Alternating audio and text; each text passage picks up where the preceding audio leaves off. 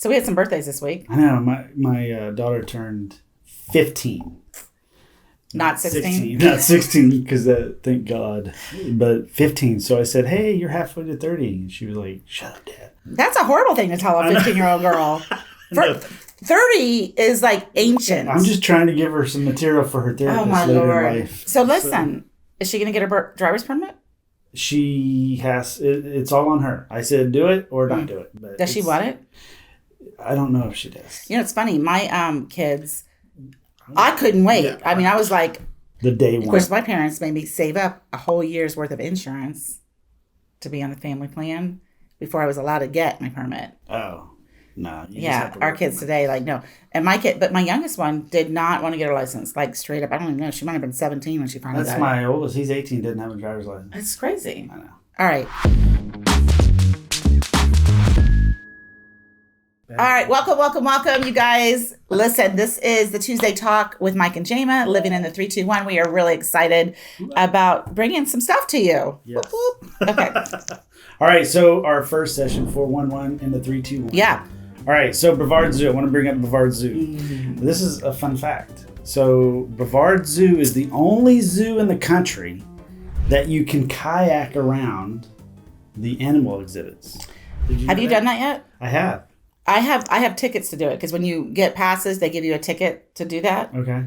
I can't wait to do it. I need to do it because I think my thing is up in May. Yeah, I did. I totally it's a beautiful time. With me and my daughter and Mary. Have you done the tree top trek? That's easy to say. I did. Which level did you do? I did all of them. You did all the levels? Yeah, but it was funny though. One when I was active duty. Yeah. I did, and I was able to run through it. And then I retired, gained a little weight, and had to be taken down halfway through. Really? I was like, I gotta go. It was in August. I did it. I don't know. It might have been 10 years ago.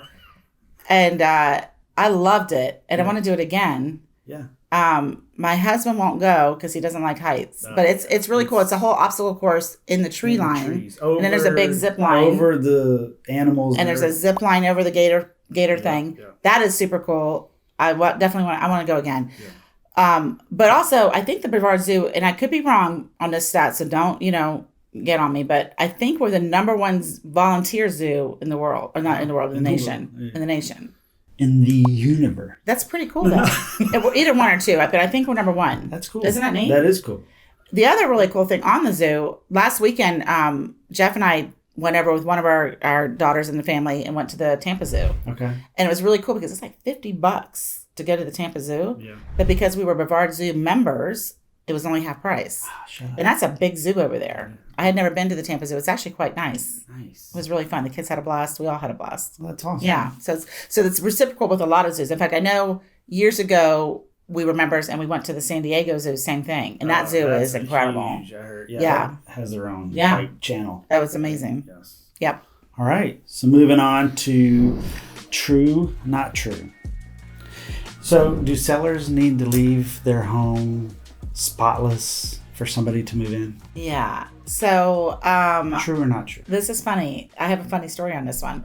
Okay. So not true in terms of they don't need to leave it clean. Now, clean is a funny word because clean is different to a million different people. What is true is you have to remove all of your personal belongings and all the trash. Right. Okay, you cannot leave trash behind and you cannot leave personal things behind at all, or furniture, that kind of thing, anything. Right. But does it need to be bleached and super cleaned and everything, deep clean? No. It doesn't have to, but I clean it so I don't look like a slob whenever I'm leaving. Yeah, I find a lot of my sellers do the same thing. They don't, you want to do the golden rule, right? Right. Treat it as you would want to be treated. But I do have a funny story of my own personal home. Okay. So Jeff and I, the house we're in now, we were buying it. And when we arrived for the final walkthrough, which was only 30 minutes before the closing, their pod, the seller's pod, was still sitting there in the driveway. My husband was like losing his mind. And they were still moving things out 30 minutes before we were supposed to take ownership of the property. And so finally, my realtor was like, because we weren't realtors then, my realtor was like, okay, you're out. Like everything that's here is now theirs. You need to get.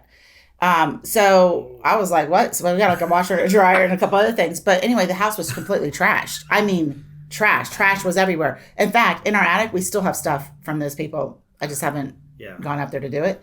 But my realtor was awesome, and her and the other side split a cleaning bill and had it deep cleaned for us. Oh, nice. Which was really the right, really cool thing to do. Yeah, when I moved into our current house, they left everything in the attic. Everything. So I had 4 truckloads of garbage. Ugh. I know, that was a lot of fun. Not So good. don't do that. All right, what about true or not true? Pricing a property at $499,000 or $399,000 instead of like $500,000 can hurt your listing. Is that true or not true? Yeah, it totally can. It's opposite of what retail sales you would think, right? Ooh, $499 doesn't sound as bad as $500, right?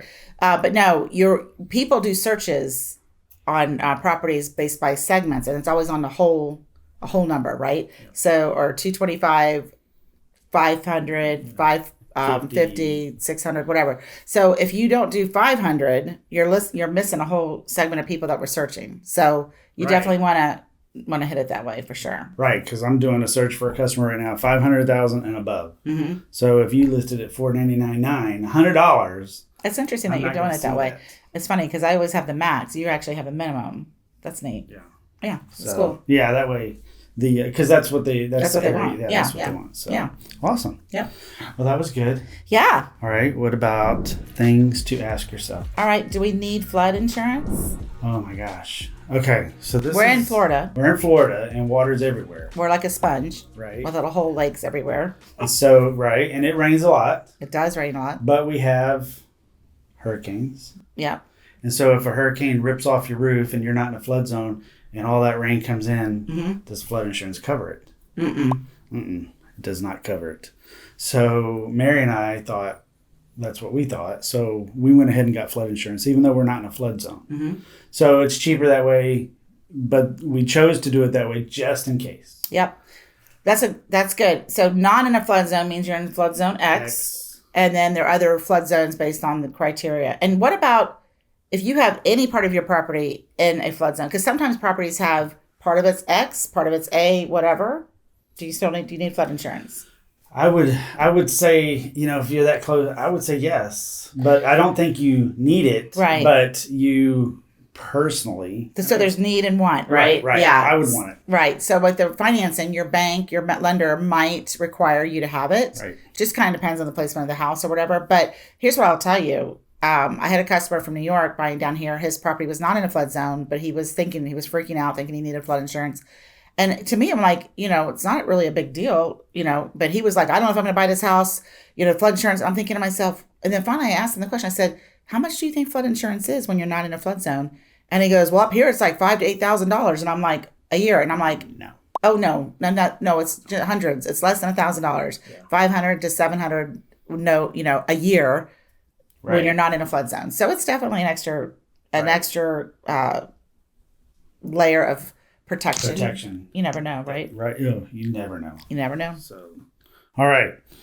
Next segment, morning motivation. All right. So let's do some morning motivation. And I'm gonna, my mom passed a couple weeks ago. Yeah, my dad passed, so I'm orphaned and everything. But it's okay because we know where she's at. Yeah, that's right. She's a lot. Yep. A lot. But my dad used to say, life is about choices. And I love that saying. So life is about choices. And it's about the choices of who you hang out with, there was an Alabama football player, I think, that was just suspended, and Nick Saban, the Alabama coach, was like, well, he had a choice. And so of what he did. And I can't remember, I think it was a DUI, but I'm not 100%. Well, we have a choice to eat dessert or not. Yeah. Don't remind me. But yeah. Or bring donuts. I brought donuts. Or bring donuts and not eat it. I chose not to eat the donut. Just want to go on record with that. Although I wanted it. He goes, do you want a donut? I'm like, want and need are two different things. Right. Choices. I know. I chose to eat 5 donuts. So I thought it was good. They were the little white. They're little ones. Yeah, it makes one. So, right. Really. So anyway. Yeah. So awesome. Life is about choices. Love it. Yes. So all right. That's our segment for today. Thank you. Thank you. It's Tuesday Talk with Mike and Jama. Living in the 3-2-1. Yes. Have a good day.